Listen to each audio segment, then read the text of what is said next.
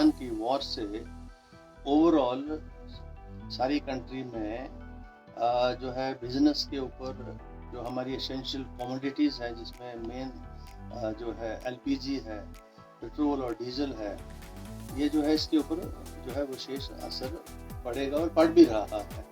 कई जगह ये प्रोटेस्ट होना शुरू हो गए हैं।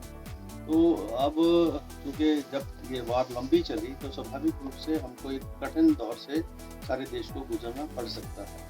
तो उस परिस्थिति में जो सरकारें हैं, पाकिस्तानी सरकारें हैं, उनको ये व्यवस्था करने की ज़रूरत है। केंद्र सरकार को मुख्य रूप से सारी व्यवस्था करने की ज़रूरत है। प्रदेश सरकार, प्रदेश की माननीय मुख्यमंत्री जी को इन तमाम मुद्दों के ऊपर विशेष ध्यान देने की आवश्यकता है, ताकि जनता को किसी भी प्रकार की कोई कठिनाई जो है इस समय में ना हो।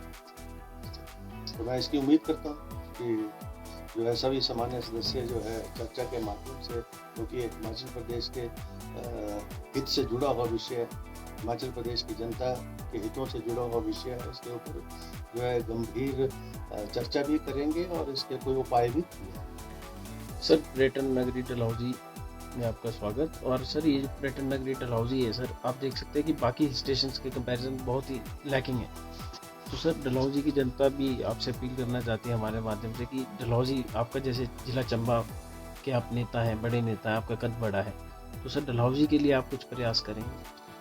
मैं ये मानता हूँ कंपैरेटिवली चंबा जिला जो है जिसमें जो अभी विकास की दृष्टि से और विशेष रूप से टूरिज्म की दृष्टि से यहाँ पोटेंशियल तो बहुत है, स्कोप बहुत है, लेकिन उस सारे पोटेंशियल का दोहन उस अनुपात में नहीं हो पाया है जो है हिमाचल प्रदेश के कुछ हिस्सों में हो चुका है, जिसमें शिमला है, कुल्लू है, मंडी है और हमारे कसौली है, सोलन के साथ कसौली है।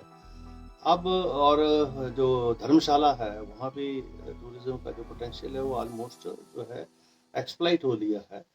तो इसलिए जब सारे हिमाचल प्रदेश में जो हमारे टूरिस्टिक स्पॉट हैं, जहाँ पोटेंशियल था और वो उसका दोहन हो चुका है, स्वाभाविक रूप से अब जो है हिमाचल प्रदेश के चंबा जिला के ऊपर और सिरमौर के ऊपर विशेष ध्यान सरकार का टूरिज्म की दृष्टि से जाने की आवश्यकता है, क्योंकि यहाँ अभी तक भी टूरिज्म की दृष्टि से सारा जिला जो है, मैं ये समझता हूँ इसमें बहुत बड़ा जो है स्कोप है। इसमें एम्प्लॉयमेंट के रूप में, आपके जीडीपी के रूप में जो है ग्रॉस डोमेस्टिक प्रोडक्ट, अब लोग एम्प्लॉयमेंट होगी तो उससे जो है लोगों की आय भी बढ़ेगी, साधन भी बढ़ेंगे। और डलहौजी तो प्रमुख स्थलों में से एक है, लेकिन यहाँ भी अभी तक जो अन्य जो स्थान है उसके अनुपात में जो है टूरिज्म को उस प्रोपोर्शन में आगे ले जाने की आवश्यकता है। मैं समझता हूँ हमने समय समय पर ये सारे विषय जो है माननीय मुख्यमंत्री जी के ध्यान में भी लाए हैं और सरकार के जो उच्च अधिकारी हैं उनके ध्यान में लाए हैं। और मैं ये मानता हूँ कि अभी चंबा जिला में जो है विकास की दृष्टि से अभी बहुत कुछ करने की आवश्यकता है। ऐसा है, 3 सिटिंग हमारी हो चुकी है पहले, और अब ये रिज्यूम होगा 18 मार्च से और ये चलेगा 3 अप्रैल तक। तो हम जो है कुल मिला के जो है 16 सिटिंग्स कर रहे, 13 आप कर रहे, 3 पहले कर दिए। और अभी जो 18 और 19 है, इसमें जो राज्यपाल महोदय का अभिभाषण है उसके ऊपर जो मोशन ऑफ थैंक्स आया उस पर चर्चा होगी और 2 दिन लगातार ये चर्चा रहेगी। तीसरे दिन जवाब आएगा। 21 को जब सैटरडे को माननीय मुख्यमंत्री महोदय वर्ष 2026-23 के जो बजट अनुमान है, वित्तीय जो लेखा जोखा है, वो प्रस्तुत करेंगे विधानसभा में और फिर उस पर चर्चा होगी। फिर वो बजट पास होगा। 30 मार्च को बजट पास हो जाएगा और उसके बाद फिर ये 3 अप्रैल तक बाकी जो लेजिस्लेटिव बिजनेस है और जो चर्चाएं माननीय सदस्यों के द्वारा प्राप्त हुई हैं विधानसभा सचिवालय को, उन पर जो है विधानसभा में चर्चा होगी। तो ये 13 सिटिंग्स में जो है बजट के ऊपर डिस्कशंस, गवर्नर के एड्रेस पर डिस्कशंस, और उसके बाद फिर बजट की अलग अलग डिमांड्स होती हैं, जैसे जो है PWD की है, IPH की है, हेल्थ की है, सभी विभागों की अलग अलग जो बजट है उसकी जो डिमांड्स है उसके ऊपर अपोजिशन कट मोशंस लाता है, और वो कट मोशन चर्चा में आते हैं, फिर उस पर वोटिंग होती है।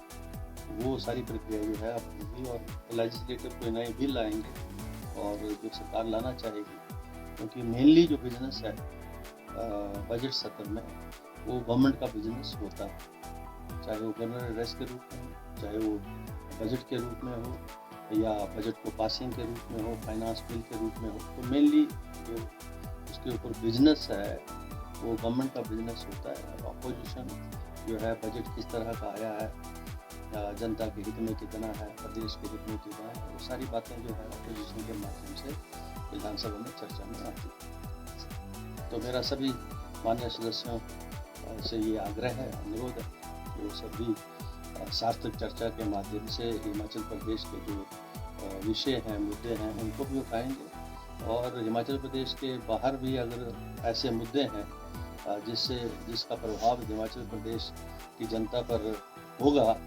वर्तमान स्वरूप में, जैसे अभी जो हमारी ईरान और इसराइल की जो वॉर है उसके जो कॉन्सिक्वेंशियल इफेक्ट्स हैं, तो वो भी चर्चा में आ सकते हैं।